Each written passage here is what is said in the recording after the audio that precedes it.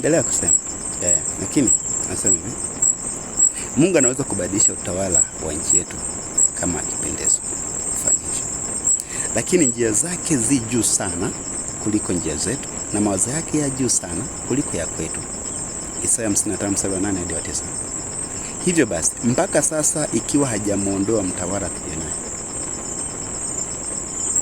ujue yapo mambo ambayo machoni pake ameamua kuyaacha endelee kuwepo, na mambo hayo yanaweza kuwa ni mema kuliko tunavyojua.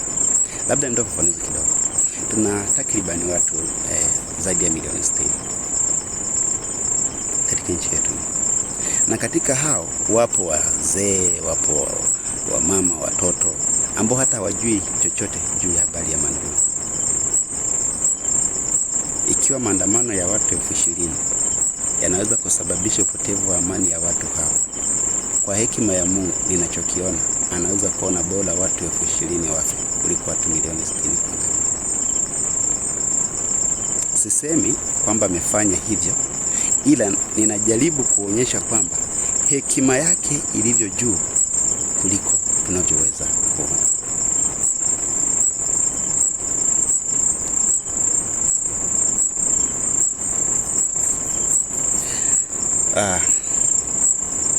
Naomba nieleweke vizuri.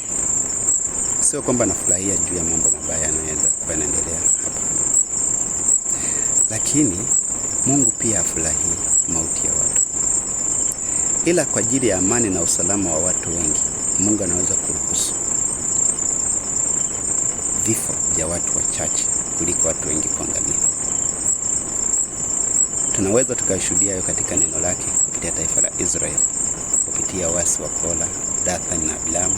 Ukisoma kitabu cha Hesabu sura 16, walioabudu sanamu ya ndama, kitabu cha Kutoka sura 32, lakini pia na mauti ya Akani na familia yake, kitabu cha Joshua sura 7 na kadhalika. Mungu hafurahii vile vile kuteseka chini ya utawala kandamizi na mbovu kama tunavyoweza kudhania. Hapana, badala yake anasema kisasi ni changu mimi, tumwachie Mungu yeye kisasi. Hilo ni Kumbukumbu la Torati sura 32:35. Maana yake ni kwamba Mungu ndiye atakaye tulipia haki, sio sisi kuitafuta. Maana hatuijui haki yenyewe. Tunaweza kuhukumu visivyo. Hivyo atuambia usihukumu usije ukahukumiwa, Mathayo 7:1.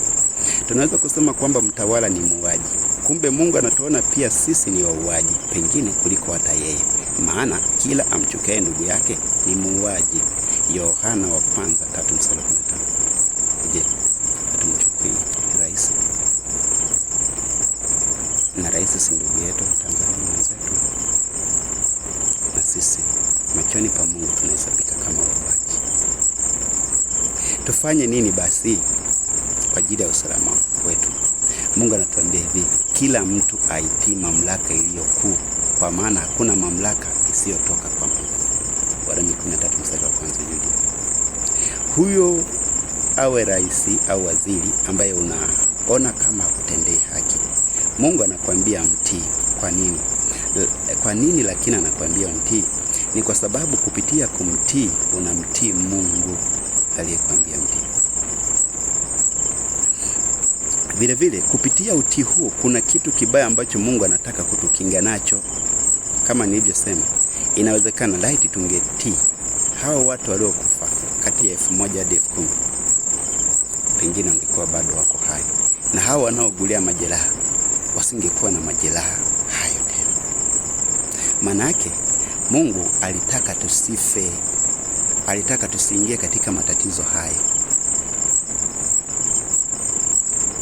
Kitu kingine ni kwamba vita yetu si juu ya mtawala tuliyenaye, bali vita yetu ni juu ya wakuu wa giza hili, juu ya majeshi ya pepo wabaya katika ulimwengu wa roho. Waefeso 6:12. Yaani shetani aliye juu ya mamlaka hizo zote na vyombo vyake ndiye tunayepigana naye.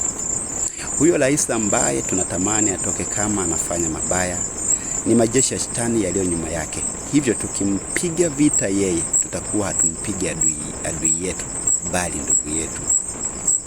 Badala yake sasa tumwachie vita Mungu mwenyewe kupitia upendo, maombi, imani, amani, neno na Roho Mtakatifu. Waefeso 6 mstari wa 13 hadi wa 20. Niseme kitu kuhusu watawala.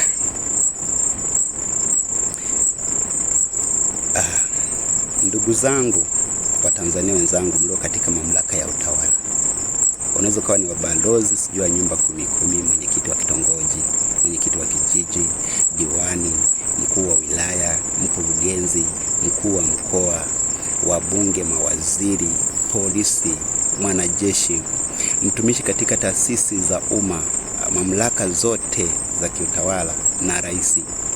Vyovyote vile umepata nafasi hiyo, uwe umeiba kura au kuhonga rushwa au kupitia upendeleo wa kiundugu, tambua kwamba Mungu ameruhusu uwepo hapo katika nafasi hiyo. Sio kwamba we ni bora sana kuliko watu wengine. Tena inawezekana ukawa mbovu kuliko wengine ambao hawajaipata nafasi hiyo. Uielewe vizuri kwa njia yoyote ambayo umepata, kwa sababu najua watu wengine wako katika nyadhifa mbalimbali, si kwamba wamezipata kwa haki. Hilo tunalijua. Hata walioko bungeni leo kumekuwa na wizi wa kula, wenyewe pia wanajua. Wengine wametoa rushwa kupata nafasi za kazi, mnajua. Mungu alikuwa na uwezo wa kuzuia usiipate hiyo nafasi, hata kama ungetoa rushwa kiasi gani, lakini alijifanya kama haoni, aliruhusu tu uipate. Kwa nini? Sikiliza. Hajakuruhusu ukaue watu ndugu. Hajakuruhusu ukachukue rushwa wala kutoa rushwa. Hajakuruhusu katika nafasi hiyo uwe fisadi na kufanya ubinafsi wa kujilimbikizia mali. Wala hajakuruhusu uwepo katika nafasi hiyo kukandamiza haki ya ndugu zako wa Tanzania. Mungu amekusudia utende mema katika nafasi hiyo. Hivyo ndugu, tengeneza sera njema zitakazoleta unafuu wa maisha ya ndugu zako wa Tanzania. Usiwadhihaki wala usiwafukuze kwa kuambia waende nchi nyingine kana kwamba wao si kitu. Hii nchi ni ya kwetu wote, wala si ya kwako peke yako. Watu hao ni wa Tanzania, na Tanzania ndiyo nchi yetu ambayo Mungu ametupatia tupate kuishi. Usitufukuze. Na kama Mungu alivyoruhusu ushike nafasi hiyo, anaweza akiamua kutoka katika nafasi hiyo vile vile akakutoa. Tunasoma historia ya mfalme mmoja anaitwa Nebukadneza katika kitabu cha Danieli sura ya 4. Nikipata nafasi tasoma sura hiyo ya 4 yote. Nebukadneza aliwahi kuondolewa katika nafasi ya ufalme, akafanywa kuwa kama mnyama, akala majani kwa muda wa miaka 7. Nafikiri Mungu anashindwa kukutoa wewe? Unafikiri kwa sababu labda una mitutu ya bunduki unaweza ukatoa risasi eti Mungu anashindwa kukutoa katika nyadhifa hiyo?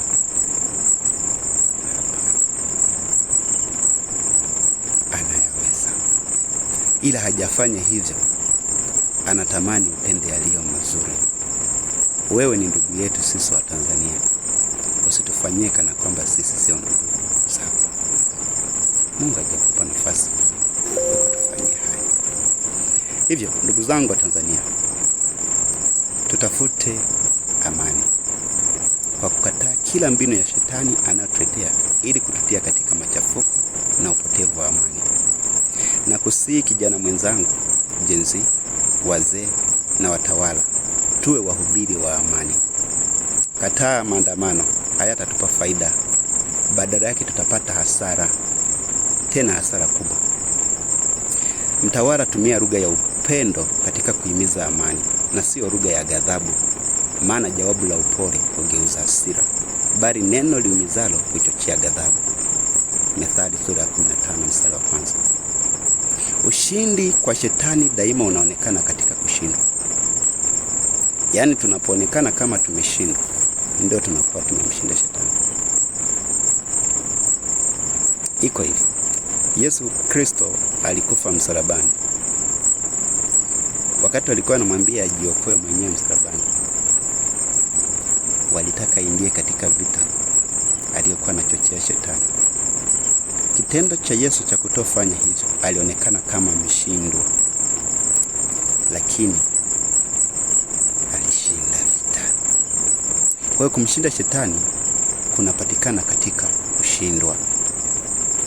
Hebu Watanzania wote, watawala kwa watawaliwa, ndugu zangu, tukubali tuonekane kushindwa, maana hapo ndipo tutakuwa tumemshinda shetani. Amani tulionayo leo ni bora zaidi kuliko ushindi tunaodhani tunaotafuta. Wewe kijana mwenzangu, Gen Z, watawala, rais, mawaziri, wanajeshi, mapolisi, ushindi tunaohitaji dhidi ya mamlaka hizi zilizoko nyuma ya giza unapatikana katika kujishusha. Hivyo nawasihi tukatae maandamano, tuachane na hayo maandamano, tutafute amani yetu, tuendelee kuwa huru zaidi. Na ninaamini tukifanya hivyo, Mungu atatusaidia kupata hata yale ambayo tunatamani kuyapata. Mungu awabariki. Mungu aibariki Tanzania. Amina. Kwa ajili ya kujifunza zaidi neno la Mungu, tunaweza kuwasiliana kwa nambari ya simu 0786292130. Narudia 0786